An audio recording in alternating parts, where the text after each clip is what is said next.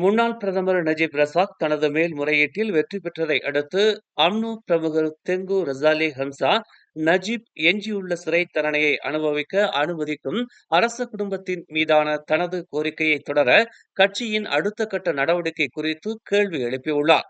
Gua Musang முன்னாள் நாடாளுமன்ற உறுப்பினரும் முன்னாள் நிதி அமைச்சருமான அவர் நேற்று மேல்முறையீட்டு நீதிமன்றத்தின் தீர்ப்பு ஒற்றுமை அரசாங்கம் தொடர்பாக 4 முக்கியமான கேள்விகளை எழுப்பியுள்ளது என்று அவர் கூறினார். 16வது மாமன்னர் வழங்கிய இந்த வீட்டுக்காவல் உத்தரவு தொடர்பான எந்த தகவலும் அரசாங்கத்திடம் இல்லை என்பது எப்படி? இந்த விவகாரத்தில் பிரதமர் அன்வார் இப்ராஹிம் நாடாளுமன்றத்தில் கூறியதை இது எவ்வாறு பாதிக்கிறது? பகாங் அரண்மனை உறுதிப்படுத்திய புதிய ஆதாரங்களின் சட்ட ரீதியான தாக்கங்கள் என்ன? இந்நிலையில் அம்னோவின் எதிர்வினை மற்றும் அடுத்த கட்ட நடவடிக்கை என்னவாக இருக்கும்? இந்த புதிய ஆதாரத்துடன் ஒற்றுமை அரசாங்கத்தில் அதன் நிலை என்னவாகும் என தெங்கு ரசாலே ஒரு அறிக்கையில் கேள்விகளை எழுப்பியுள்ளார். முன்னாள் பிரதமர் நஜீப் ரசாக்கை வீட்டுக் காவலில் வைப்பது தொடர்பான எந்த ஒரு உத்தரவோ அல்லது பிற்சேர்க்கையோ தமது அமைச்சுக்கு கிடைக்கவில்லை என்று உள்துறை அமைச்சர் சைஃபுடின் நசித்தியோன் இஸ்மாயில் தெரிவித்துள்ளார். நஜீப்பின் வழக்கு தொடர்பில் 2 ஆவணங்கள் மட்டுமே உள்துறை அமைச்சுக்கு கிடைத்துள்ளது. அவற்றில் ஒன்று கூட்டரசு பிரதேச மன்னிப்பு வாரிய கூட்டத்தில் பேசப்பட்ட விஷயங்கள் சம்பந்தப்பட்டது என்றும், மற்றொன்று நஜீப்பின் தண்டனையையும் அபராதத்தையும் குறைக்கும் மன்னிப்பு வாரியத்தின் உத்தரவு சம்பந்தப்பட்டது என்றும் சைஃபுடின் கூறினார். அந்த 2 ஆவணங்களிலும் வீட்டுக்காவல் பற்றி எதுவும் குறிப்பிடப்படவில்லை என்றும், தாங்கள் எதனையும் மறைக்கவில்லை என்றும் அவர் கூறினார். புத்ராஜயாவில் உள்ள நீதிமன்ற வளாகத்தில் நேற்று திங்கட்கிழமை பலர் ஒன்று கூடியது தொடர்பில் போலீசார் விசாரணை அறிக்கை ஒன்றை திறக்க உள்ளனர்.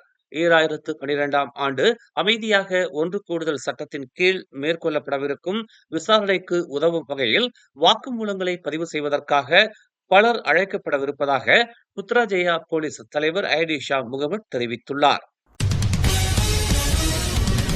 நேற்று பிற்பகல் 12 மணி அளவில் ஆயர்தவார் தோட்ட தமிழ் பள்ளி கட்டடத்தில் திடீர் தீ விபத்து ஏற்பட்டது. இதுகுறித்து பள்ளி தலைமை ஆசிரியர் கிருஷ்ணன் உடனடியாக ஆயர்தவார் தீயணைப்பு மையத்துக்கு அவசர தகவலை அளித்த நிலையில் 8 நிமிடங்களுக்குள் தீயணைப்பு வீரர்கள் சம்பவ இடத்திற்கு விரைந்தனர். ஏறக்குறைய 29 நிமிடங்களில் தீயை கட்டுப்பாட்டுக்குள் கொண்டு வந்தனர். அரசாங்கத்தின் முழு மானியம் பெற்று வரும் இப்பள்ளியில் 40 மாணவர்கள், 10 ஆசிரியர்கள், 2 பொது பணியாளர்கள் உள்ளனர். இவர்கள் அனைவரும் காயமின்றி அங்கிருந்து பாதுகாப்பான இடத்திற்கு அழைத்துச் செல்லப்பட்டனர். மோசடி முதலீட்டு திட்டத்தில் சிக்கிக்கொண்ட 50 வயதுடைய ஒரு விமானி 13,66,885 வெள்ளியை இழந்துள்ளார். UVKXE என்று அழைக்கப்படும் ஒரு செயலியை ஊக்குவிக்கும் இன்ஸ்டாகிராமில் வெளியாக இருந்த ஒரு முதலீட்டு திட்டத்தினால் அந்த விமானி கவரப்பட்டதாக ஸ்லாங்கூர் போலீஸ் தலைவர் டாக்டர் ஹுசேன் ஒமார் கான் தெரிவித்தார். ஒரு லாபகரமான வாய்ப்பு என்று நம்பி சந்தேக பேர்வழி வழங்கிய 10 வங்கி கணக்குகளில் 34 முறை பணத்தை சேர்த்ததாக அவர் தெரிவித்துள்ளார். இந்நிலையில் தொடக்க கட்டத்தில் அந்த விமானி 4300 வெள்ளியை பெற்றதாகவும், எஞ்சிய பணத்தை மீட்க அவர் முயன்ற போது அவரின் வங்கிக் கணக்கில் பணம் எதுவும் செலுத்தப்படாததால் அது குறித்து சந்தேகப்பட்ட அவர் போலீசில் புகார் செய்ததாகவும் டாக்டர் ஹுசைன் ஒமார் கான் தெரிவித்தார்.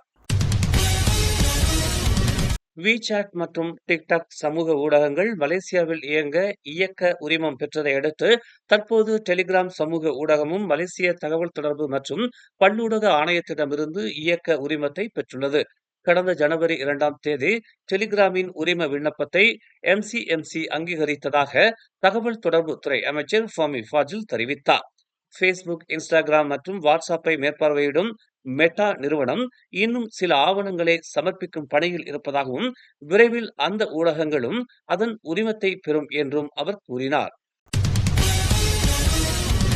மேலும் செய்திகளை தெரிந்து கொள்ள தமிழ் மலர் நாளிதழை பாருங்கள்.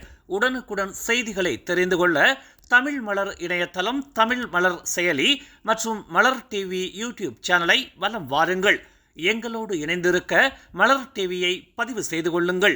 உறவுகள் மகிழ்ந்திட விருப்பம் மற்றும் பகிர்வு சேவையை சொடுக்கிடுங்கள்.